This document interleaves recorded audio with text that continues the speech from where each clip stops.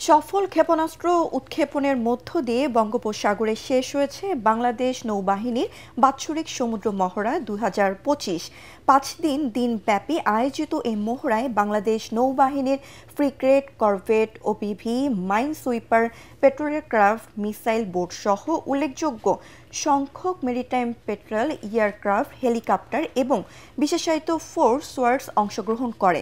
এছাড়াও বাংলাদেশ কোস্টগার্ড, সেনা ও বিমান বাহিনী সহ সংশ্লিষ্ট মেরিটাইম সংস্থাসমূহ মহড়ায় প্রত্যক্ষ পরোক্ষভাবে অংশগ্রহণ করে। চূড়ান্ত দিনের মহড়ায় ছিল নৌবাহিনীর জাহাজ হতে ক্ষেপণাস্ত্র উৎক্ষেপণ, shoulder launch, surface to air marshal firing, anti air rapid open fire, rocket depth charge fire সহ নৌযুদ্ধের বিভিন্ন কলাকৌশল। শেষ দিনেই নৌবাহিনীর প্রধান অ্যাডমিরাল এম নাজমুল হাসানের আমন্ত্রণে বিশেষ অতিথি ছিলেন অন্তর্বর্তীকালীন সরকারের উপদেষ্টা বা নৌজা খালিদ বিন ওয়ালিদ।